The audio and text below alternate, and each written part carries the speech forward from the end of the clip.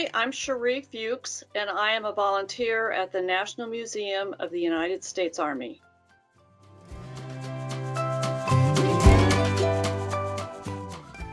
I've been affiliated with the Army most of my life, and I thought it would be an exciting way to explore the Army story and in this particular way and share what this museum can represent to our nation and share the Army experience with visitors who may not be aware of a lot of the Army experience.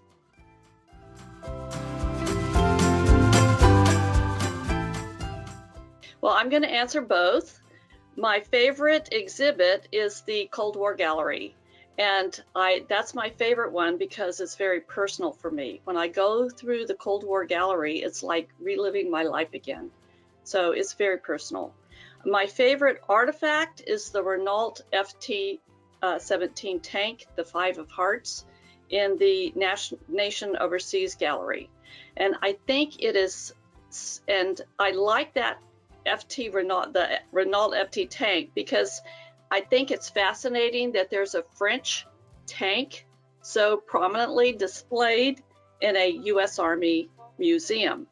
But when you look at the history of that tank and you drill down on the history of tanks, you recognize that the state of the U.S. Army's military complex at that time, before the beginning of World War I, and you appreciate the generosity of the French in allowing us to have their tanks and help us with training and operation of those tanks, which assisted us to help the French and the British win World War I.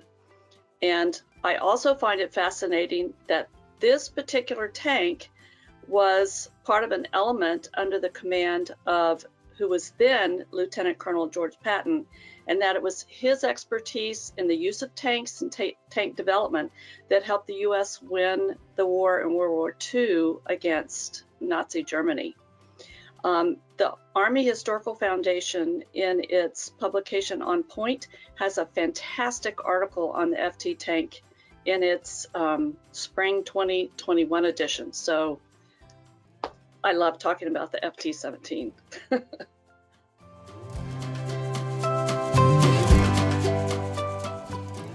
There is so much to enjoy.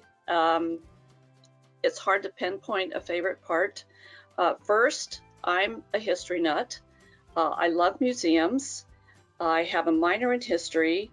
So volunteering at the museum, I'm constantly learning so much and so many things that I did not know. So for me, that's a lot of fun. I love sharing little known aspects of Army service that visitors may not be aware of. For example, when you're looking at the Green Beret on display, you don't necessarily know the history of the beret. So it's fun to share with the visitor the history of that artifact, since the history isn't described within the display. Plus, that beret is very personal for me because my dad was one of the first to officially wear the Green Beret. I remember the day he came home with his beret when we were living at Fort Bragg, and he was very, very proud of that beret. And also, I love hearing the stories of the other volunteers who have served in the Army or been affiliated with the Army in some way.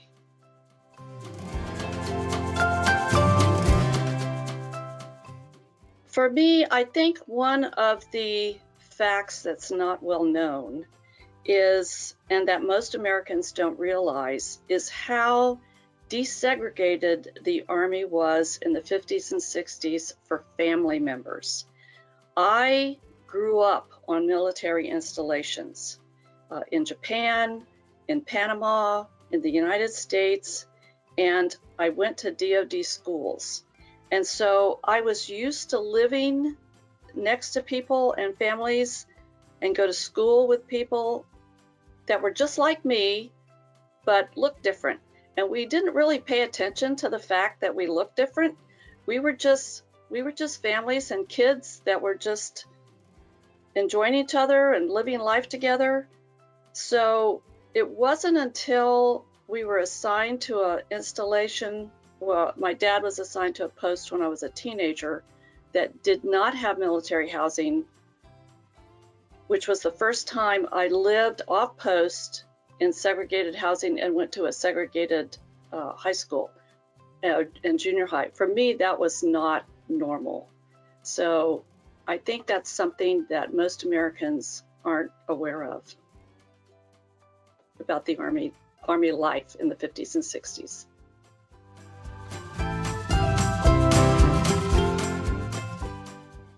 Well, right now I'm retired, but I have lived most of my life affiliated with the Army. As I talked about, I was an Army brat. I was active duty Army. I was reserve Army. I've been an Army civilian. I'm an Army spouse. I was married to active duty, he's now retired. I'm an Army parent of an active duty soldier. I'm a sister-in-law of an active duty Army who's retired. I have nephews who have been active duty Army. Plus, I have great-grandfathers who fought in the American Revolution, in the War of 1812, and in the Civil War. Actually, one of my great-grandfathers was a Union POW in Ohio. So I have a broad frame of reference from which to pull in regard to interests in the Army.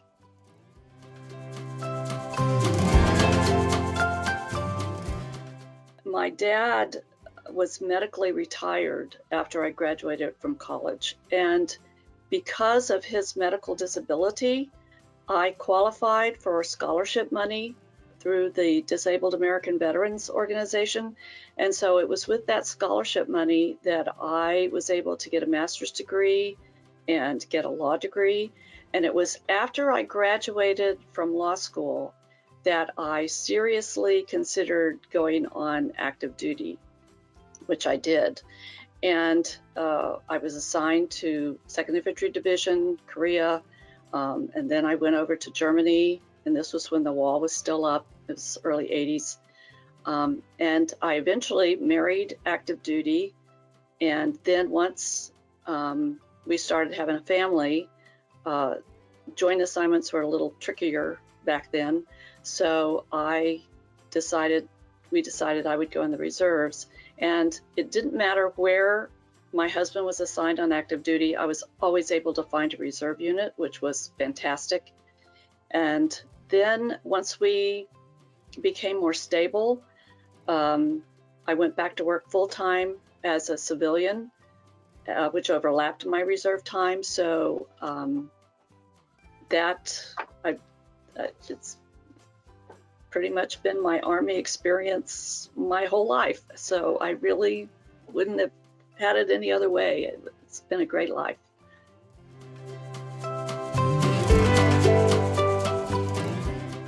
Well, my favorite story is flying in helicopters in Korea. It was my first duty assignment. I was assigned as a defense counsel with 2nd Infantry Division up at Camp Casey.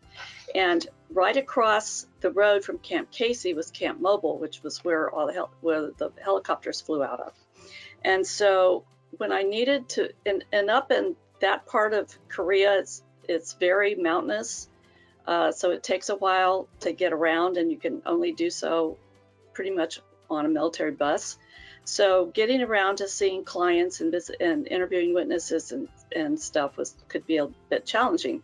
So I would go over to Camp Mobile to see if anybody was flying where I wanted to go, and if they had space, and I'd hop a ride. And we flew in the Kiowas and the Sioux, which were smaller aircraft, and it was so much fun because you could fly over the rice paddies and see the tank traps in the rice paddies and the barricades and all to prevent the North Koreans from coming in. So that was so much fun. And there was one incident where another counsel and I, prosecutor, we were up at Camp Pals, and we wanted to get back to Casey, and we heard helicopters coming, and so we made a mad dash up to the helipad, and we were standing there jumping up and down and waving like crazy, because if the helicopters coming by saw you, they sometimes, if they had room or could, they'd drop down and pick you up. So that was a lot of fun. But if they didn't pick you up, then you just got stuck taking the bus back, which would take hours. But from when you flew south from Camp Casey, usually we were in Hueys, and so I got to ride in the Hueys several times, going down to Seoul or Camp Humphreys. But anyway, maybe I would have been a pilot if I came in today. I love flying in helicopters.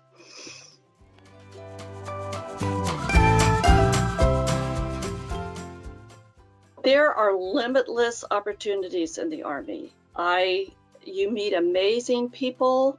You learn so many skills. One of the things you learn about people is you just really bond. It's really a family, a brotherhood, a sisterhood. I'm still in touch with people that I served with 40 years ago. So you learn so much about life. You learn so much about yourself. It's just a wonderful, wonderful experience.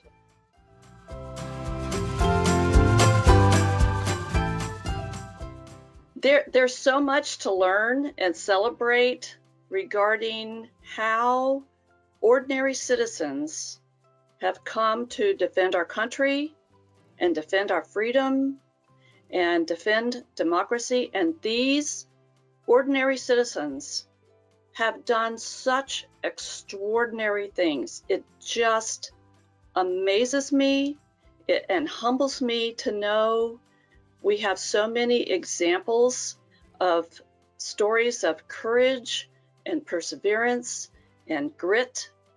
And I think it's exciting to go through our history as a nation and relive these stories of the soldiers' experiences and the civilians' experiences that supported the Army. For me, it's just very exciting.